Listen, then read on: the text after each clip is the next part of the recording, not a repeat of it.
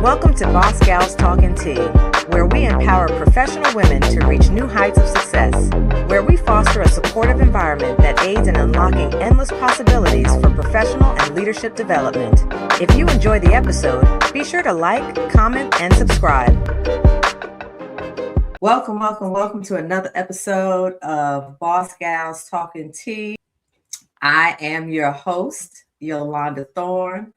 And I always have to acknowledge my co-host with the mostest, who has turned producer in the background. Casey, the people's publicist, is making this all happen. So want to give her a shout out. I'm excited. Our conversation for the last episode was so good that we just didn't get through everything. And so we decided that we would make a part 2. And so today's episode is AI Without the Fear, Permission to Begin. And my guest today, Adam Hunt, I call him an AI evangelist. He's here joining us again.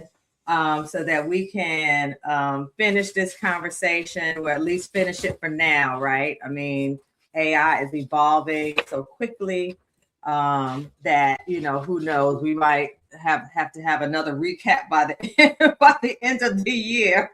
But let me give you a summary, just a high-level summary of what we talked about the last time, and then I'll let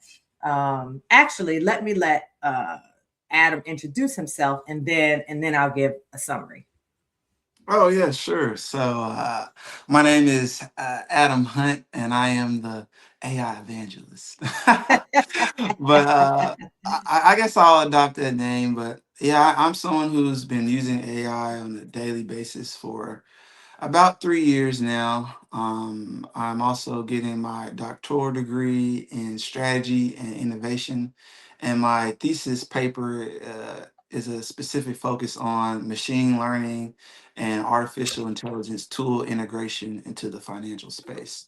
So it's something I'm passionate about personally, as well as professionally. I utilize it in my role at work too. Look, all of that to say, he's qualified to talk about this topic. That's what all of that. That's what all of that means. In short. Yes. In short. Yes. All right. So the last time we met, or last time we talked, we started out with really reframing, right, what people really mean when they say I don't do AI. And so, talked about how, really, like, if you use GPS, so if you use Siri, or although I have an Android, I don't use my chat. So Siri and other smart tools, right, already use AI. I mean, there are banking apps, right, that have, AI powered parts to their app. So we are actually using AI. If you watch Netflix and they give you like recommendations, right?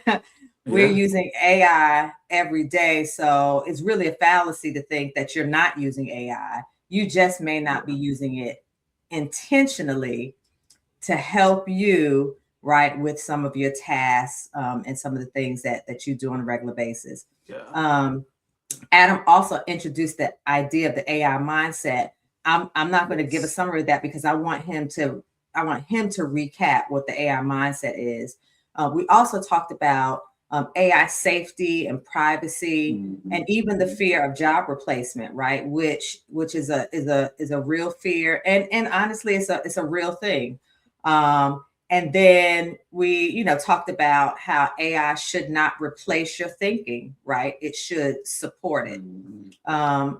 And then lastly, we covered like some practical guardrails, some things that you should, what you should never share with AI, talking about how AI can hallucinate and how to verify the things that it gives you. And then really kind of landed on, AI should be used like an intern on steroids, right? It's helpful, it's fast, it's efficient, but should still be guided by your values and your judgment. So with that, this episode, we're going to go a little bit deeper into, talking about, prompting and smarter prompting, real life use cases for using AI, and how to use AI without handing it the keys to your life, right? Um, Yes, so yes, yes, so yes. let's go ahead and get started with this. And so, Adam, if you can again, just give us a brief explanation of what the AI mindset is. Yes. So the primary, I guess, summary of the AI mindset is that AI tools are for amplification. It's to amplify your own thinking, amplify your own creativity, amplify the speed or the time it takes to get to a specific solution. The AI mindset thinks about the end goal first and then works backwards. And the AI mindset also thinks from a strategic perspective or point of view. We spend a lot of time thinking about what success looks like, and that is an integral piece of the AI mindset. And then I have a few other like bullet points I wanted to make sure that I said and Uh-huh. didn't forget. So it's the AI mindset is being more curious than you are being afraid. It's used to accelerate learning and execution, and it requires knowing when to use AI and when not to use AI. And then last but not least, owning the outcome. AI assists you, but you decide on what finished looks like. So that's my And then short. I think it's important to um, a brief summary of some of the types of decisions, again, that should never be outsourced to AI. Yeah, yeah. I wouldn't outsource my values, my autonomy, or my thinking. What I mean by my values, let's say I value my word or honesty or something like that, and I may be in a moral dilemma. Typically, I would say, hey, think through that yourself rather than going to AI and say, hey, I'm in this situation. What should I do? How should I think? Or your autonomy, letting it make decisions for you. Like, hey, AI, I'm sleepy. I'm tired. Should I go to work today? Depending on how you interact with your tool, it might say, no, man, you don't even need work. Who needs a job anyway? They're just trying to oppress you. But I wouldn't, do those type of things. Yeah, and my my chat GPT, right? Because I do some stuff with boss gals. It might be like, Mm. you know what, you need to rest. You need to you need You to need to take care take of this yourself. time to reset. Yeah, you need to really work on your That's work life right. balance. You're like, oh, you're right. That is right. I do work a lot. I should chill. They're like, That's right. okay. So Hmm. situations like that, I know we joked a little bit, but some people Yeah. do interact with it like that. So those are some examples that I wouldn't just say, hey, I'm struggling with a decision or a choice. Can you make it for me? I would suggest, if you need insight, if you want to know something about research, statistics, trends, things like that, or if you're feeling something, right, and you don't know how to name what you're feeling, or if you're thinking something and it reminds you of something familiar but you can't name it, I would use it for stuff like that. Like, hey, I had this recipe. I went to Costa Rica and I had this really good fish, but I couldn't remember what type of fish it was. This is what it Mm. looked, something like that. You start small, you see how the tool works and build up from there. Now, you mentioned statistics. Speaking of statistics, you and Mm. I were talking, and you actually saw some research about women using AI Yes. tools like and notice that statistically, like women use AI tools are less likely to use AI tools. Why do you think that is? Yes. So first, I want to say that it is not about ability at all. It is more about risk perception and risk exposure.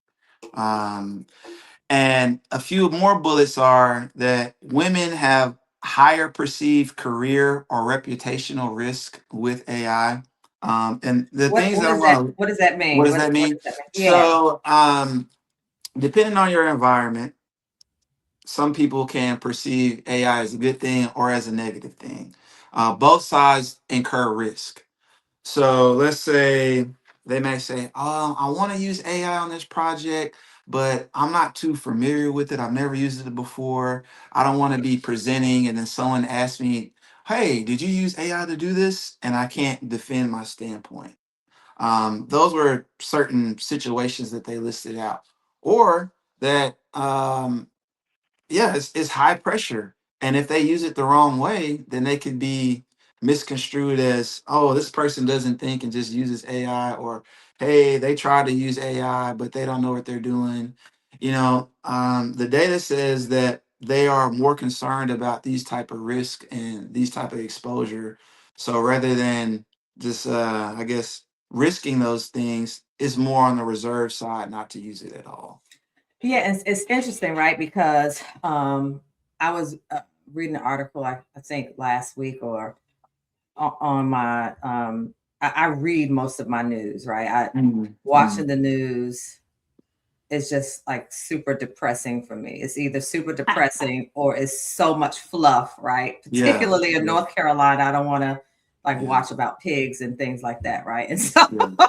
and so anyway, I don't remember if it was like in my news or where, but it was talking about, actually it was an email that I saw Mm, from this woman who like specializes in communication, and she was talking about AI, uh, and how people have to be right really careful about it's just kind of links to what you were saying, really careful about how much they're using, what they're using AI for, how they're using it, because let's say for instance, there was an article I had to write for work. mm, Well, I was asked to write an article for work, and and the guy extended my timeline, and I was like, okay, this is good because I now have time to really work on it. He said that you know AI has greatly improved his writing, and I said that's fair. And I said, but I said, trust me, I am going to use the tool, right, to tighten up mm. what I write. I said, but I need to put all of my thoughts in, right? I need to, and which I did. I took a page out of your book, Adam, and I started dictating, the different parts of the article that I wanted to write. And the only thing that I used the AI for was really kind of sentence structure, right? Yeah, So that it made sense, and that made it a little bit easier for me. But the article was talking about being careful that you're not using it so much that, let's say, you've been using it for all your emails, like mhm. completely using it to draft all your emails, and then you get in some meeting, and what you appear in person is complete how you appear in person is completely different, right? Yeah, The yeah, words you use, right? The tone, like all of that stuff is completely different. And then somebody asks you a question and you don't know the answer because you've let it think for you instead yeah, of you guiding it, right? And it being your voice, it being your thoughts, and it just fine tunes some things for you. As a matter of fact, and I know I'm kind of talking a little long, but even with when it kind of restructured it for me, and it used some extra words, I'm like, that's like to the two. I'm like, that's not how I talk. Use this word mhm, instead of that word, right? To mhm. make sure that it really was me and it was just my editor. Yeah, Yolanda, I want to give you some kudos. because that's how you're supposed to use it. I'll give a short story. When I was working, I did Mhm. something. I didn't even similar, but I would tell you this. So I had a colleague, and this person is like, I didn't have to use these tools to get where I am today. I've got this far without using it, so I don't need it. And we were on the call, and as me and my colleague were talking, they were saying, "Hey, we need a strategy for this. We need to talk to this person. We need to talk to that person. These are some of our deliverables. This is what success looks like. This is will determine if we're in the red stage, yellow stage, or the green stage." And all I did is, while she was talking the whole time, I typed like high level words, little phrases as she's talking. Then at the end of the meeting, she was like, "All right, are we missing anything?" I'm like, "No, I think we have everything." I was like, "Do you mind if I send you a meeting summary?" And they were like, "Yes, please do." So I send the meeting summary, and they're like, they didn't even read it all the way. They're like, this just looks really co-piloty. And I said, did you get a chance to read it? Oh, no, but I was just looking at the structure, how it has bullet points and bold, and that just screams co-pilot to me. I said, take like 30 seconds and read it. And they read it, and they're like, oh, these are my words. I was like, yeah. So a lot of people think that it's just blind, not thinking, and you can use it like that, but you're going to Mhm. see that before people are replaced by AI, you're going to see that the people who have high AI proficiency get those promotions and those new roles. There's a step before AI takes all humans out. There's there right now we're in the learning curve. They're saying, okay, we're going to give all this stuff to you all. We're going to see who our primary leaders are going to be in this space. Then once they've identified those people, they're going to highlight them and point them out and put them in positions of power. And then over time, those people are going to have to communicate and compete. And then it's the AI takes over everybody's jobs. But Yeah, I told you we can't talk about that. We, yeah, my we bad. Okay, okay, we're yeah, not yeah, yeah. trying to completely scare the people. Oh, Don't, okay, we, okay. we, Don't be we scared. Don't be scared. Don't be scared. want to completely scare the people. So right now, jobs are safe. Yes, Your yes, job yes. right You're good. now, You're good. your You're job good. is safe-ish, Yes. safe-ish, Yeah. Yeah. Yeah. Yeah. Yeah. Yeah. Yeah. safe-ish, but definitely, we're talking about this because AI is here, it's real, Mhm. and businesses and companies are really, looking at ways. I mean, just like they did with the computer, right? Right, when people started using the computer, there were some jobs that were eliminated, right? Yeah. I Mhm. and I think about at my job, they quarterly they do these earnings things, right? And Mhm. have these town halls, and they have people who have they specifically honor people who've been at the company like 50 years, right? And Yeah. and Yeah. above. And when I hear like some of their roles that they had back then, those Mhm. roles don't even exist anymore because a computer does it, right? And so Yeah. it's the same thing with AI, right? It's finding lots of efficiencies. I mean, I still can't imagine a world where it's just completely AI, right? I mean, because we are humans, there has to be some kind of interaction. But again, I don't want to scare the people. Too And I'll piggyback off bad. what you said too. Like my mom used to work at the Federal Reserve Bank, Uh and huh. she was in the check processing division. So she manually would look at checks and process them and send them over here and send them over there and voided checks, all this different type of stuff. And she did that for like 15 years. And then they Hmm. said, oh yeah, we're getting rid of this department. We're gonna give you a retirement package.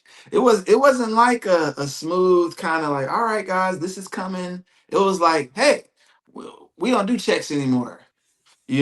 So she had to adjust now. And then something even more similar, but not as strong.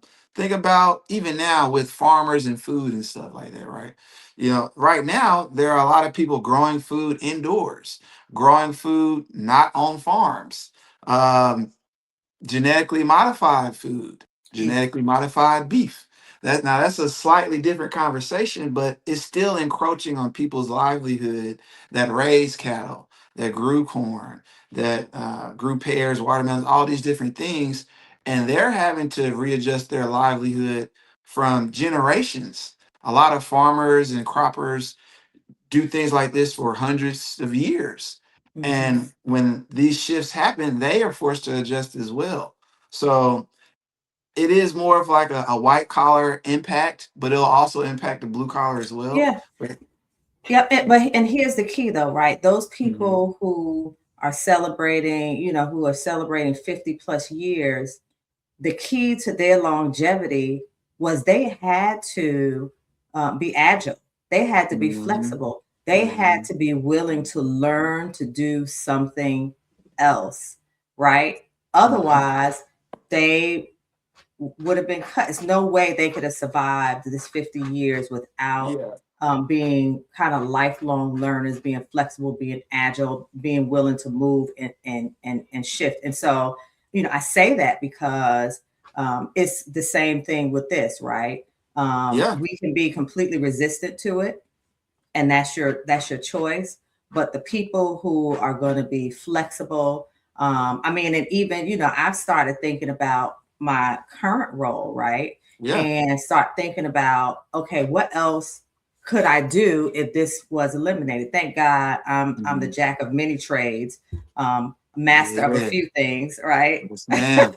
and Yeah. right, because the reality is that it might come and take parts of my job as well. And Mhm. so I'm trying to make sure that I'm on the right side of history as it relates to AI.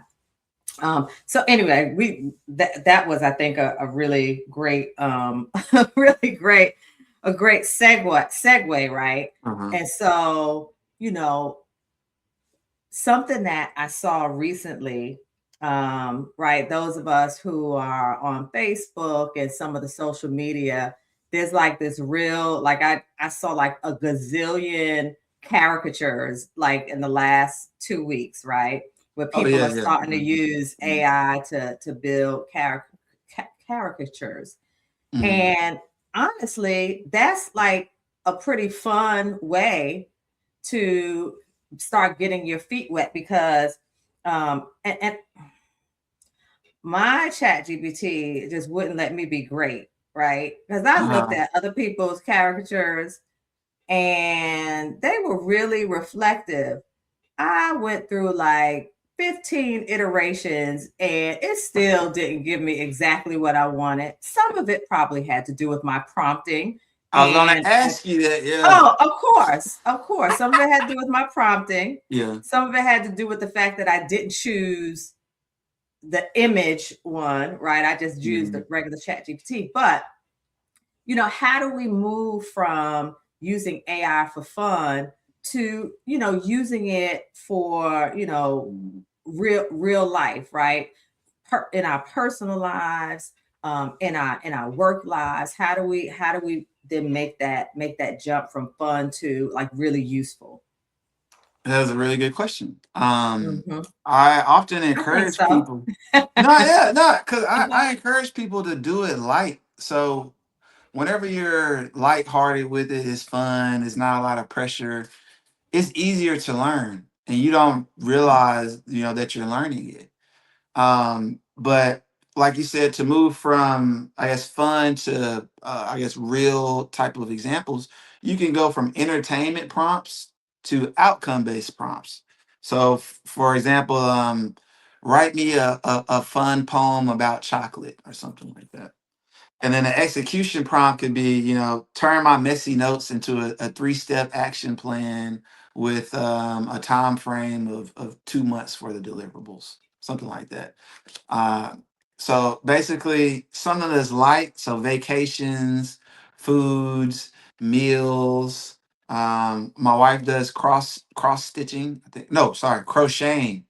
Crocheting, and she uses it for that because I don't want to Uh-huh. miss talk about it the wrong way. She's like, "It's not that, it's crocheting." So she uses it for crocheting, but then she's also used it to, work through some experiences or conversations that she's had with people that maybe she's left with additional questions or unresolved feelings, or we use it to fix stuff around the house. So we went from creating things to fixing things to now I'm using it to do journal entries and reflections and things like that. So, in short, I would say start small, start with something fun, lighthearted, and then move into something that requires actionable steps or like an action plans or a deliverable. Yeah. And this question is for our audience. How comfortable are you using, are you with using AI like intentionally? Are you very comfortable, somewhat comfortable? You tried it but not consistently, or you haven't started yet? um, let us know what's your Mm, comfort level with AI. Now, you started you started talking through some prompts, Adam. mm, Give me an example, or talk about what makes a really strong prompt or a really good prompt, and then like the kind of the parts of it, and then give me like an example from like regular life, not work. Regular, sure. So, what makes a good prompt? So the context, what is going on? Why are we here? What are we trying to achieve? The goal, which is similar to what I just said. The goal, what does finished look like? What does done look like? What are we trying to accomplish? The constraints, the guardrails, what have you. Is this a PDF document? Is this a Word document? Do you want the output in bullet points? Do you want it in picture format? Uh, what can we not do? And then, last but not least, you can give it some additional guidance. When I say addition, this is like my secret sauce, the additional guidance. That's your secret. That's how you do Yeah, you it. got That's the the secret. context, the goal, the constraints, and then the output format. And the secret sauce, I just talk freely. So the first stuff that you said, that's the real like foundation. The secret sauce part is where you add I guess the you part. And I'll give an example. And wait, let me So pause for a oh second. yeah, go So, ahead. Sure, sure, so for sure. those of you listening, when Adam says he gives the extra stuff, so Adam, I am antiquated, right? So for some reason in my head, most of the time, I feel like I have to type my stuff. Adam uses, in most, if not Oh yeah. all of the AI tools like ChatGPT, Gemini, all of them have a little microphone where you can dictate to it instead of typing. And I'm starting to adopt that a little bit more now where I can. But anyway, so when you add your secret sauce, you're talking about dictating Yes. to it some extra stuff. Yes. Well, and thank you for pointing that out. I always dictate. You can speak 3 to 5 times faster than you can type. That is a fact. It may be even more than that. I'm sure it's faster. But what it does is it allows you to hear your thoughts out loud. So it's not just in your head. And that does something when it reverberates into the space and goes back into your mind.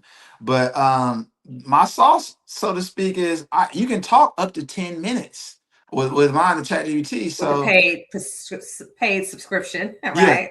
Yeah, with the paid subscription. So what I'll do it, I'll give it the goal, the context, the constraints, and the output, and then I'll just say how I'm feeling. Like, this is a perfect one. So I'm doing this push-up challenge right now with myself. I was watching this guy on Instagram. He's like, "Yeah, I did 1 million push-ups, and it took me 10 years." I was like, 10. I'm like, I don't know if I would do 10 years. And I was like, well, what can I do that involves, push-ups and challenging myself? I was like, let me talk to my little thing. So I said, hey, my goal is I want to get in better shape, particularly my shoulders, my back, and my chest, my upper body.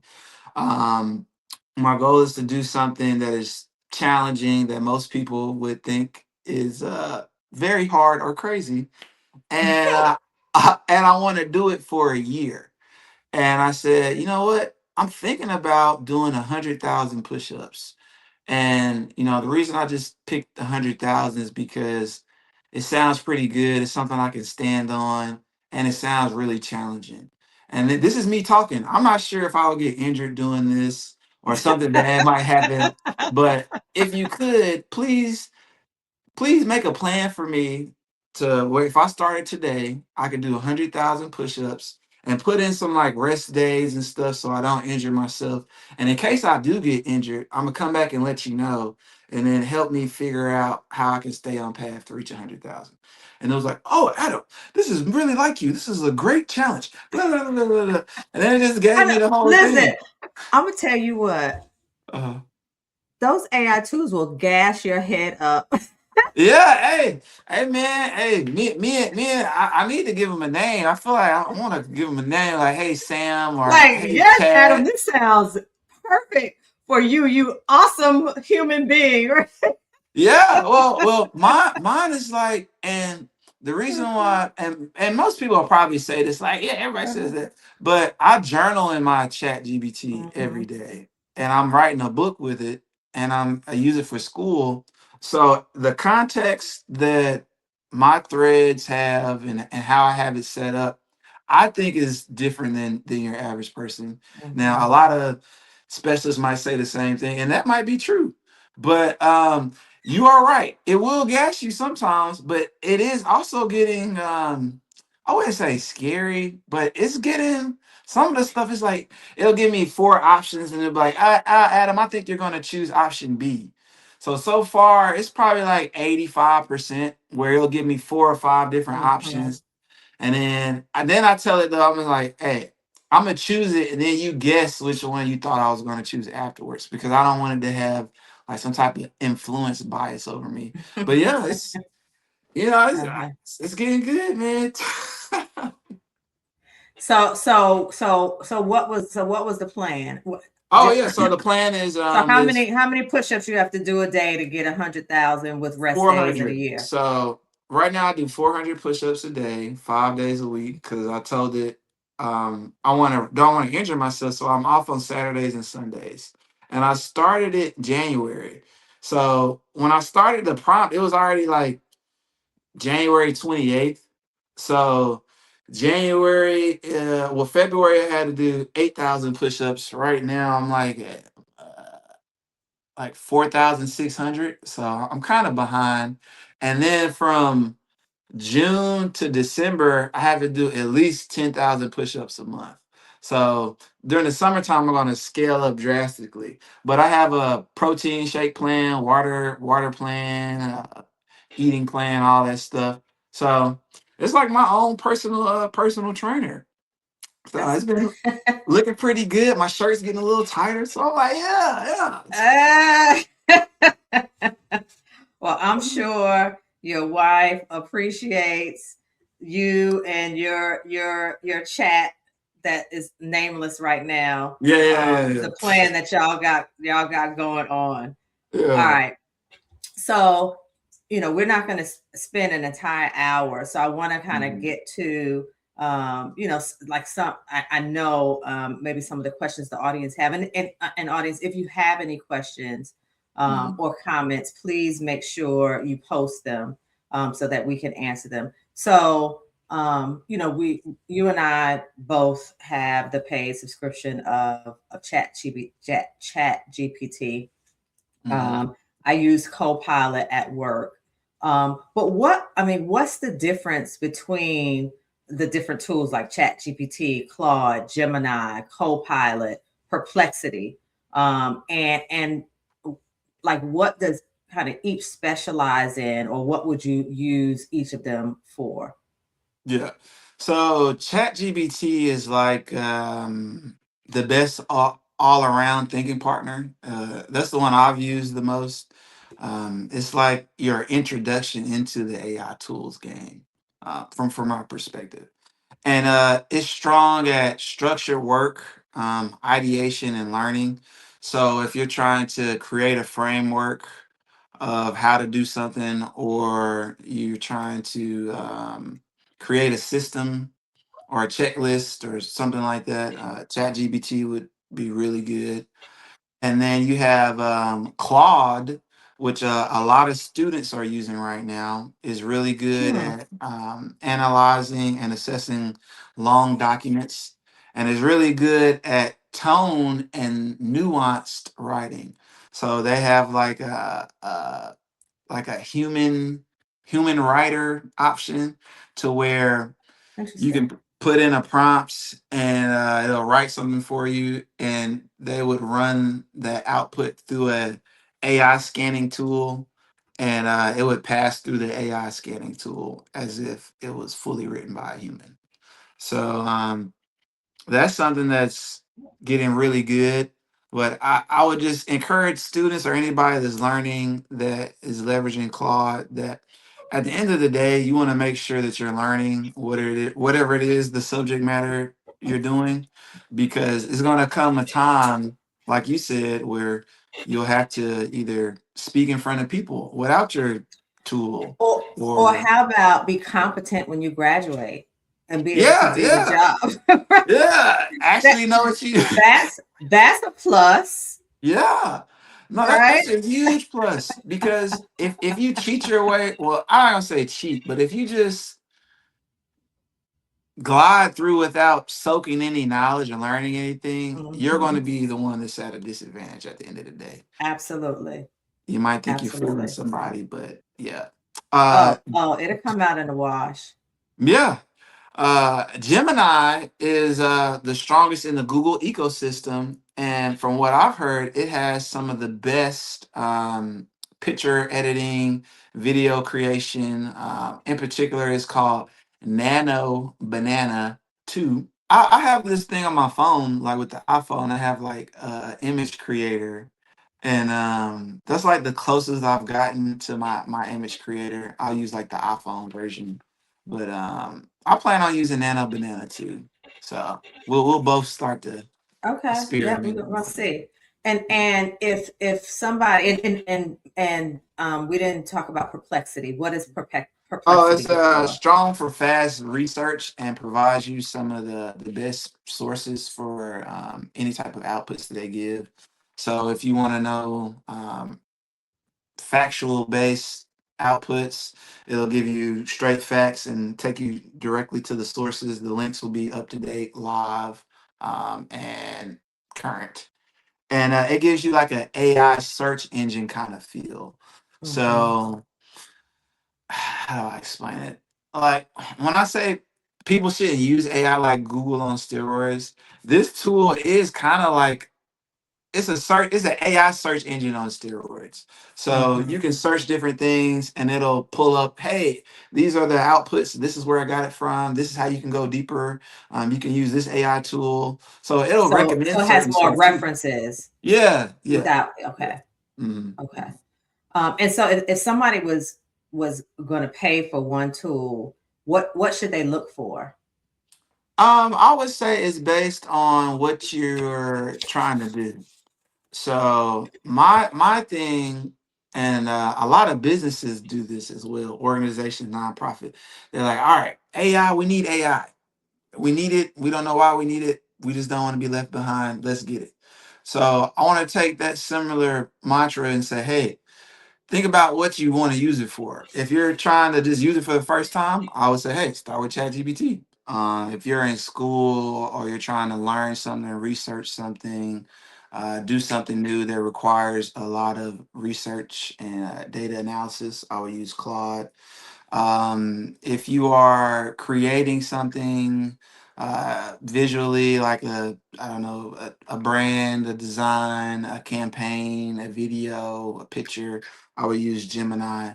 And Perplexity, if you want to identify, say, where should I start, you could take that question, and you could go into Perplexity, and it would be able to point you in the right direction as well.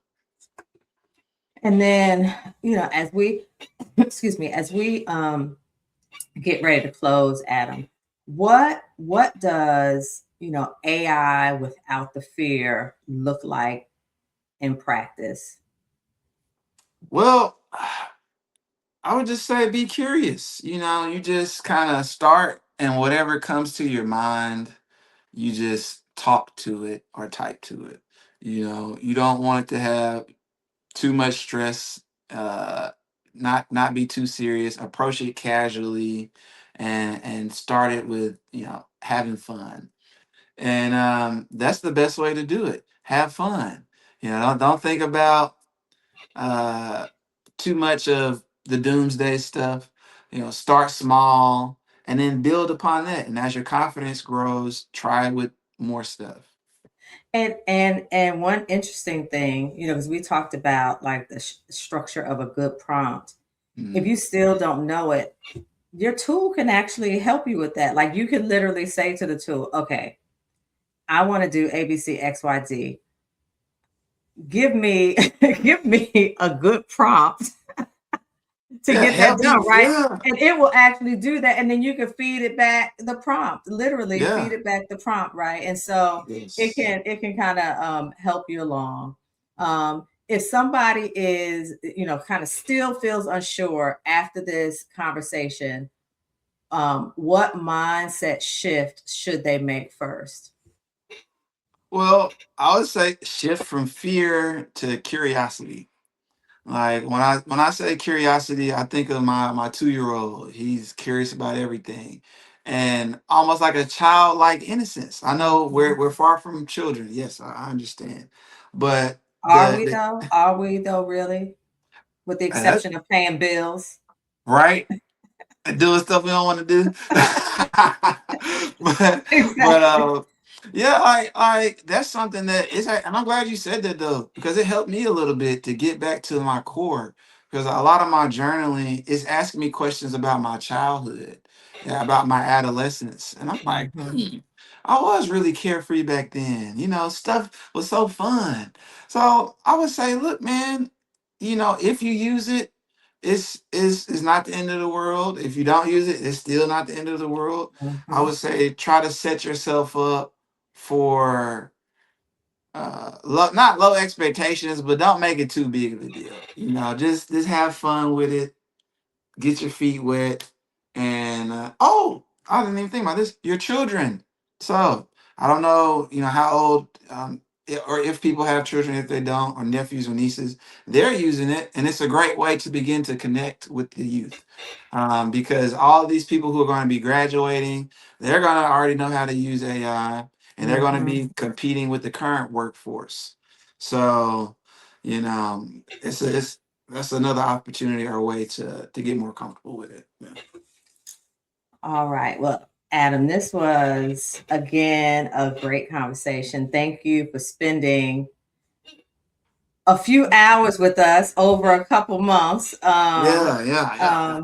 to help people begin using AI without the fear, and specifically now, right? You Yeah. um, kind of giving them permission to begin. And so, with that, I just want to say that you don't have to master every tool.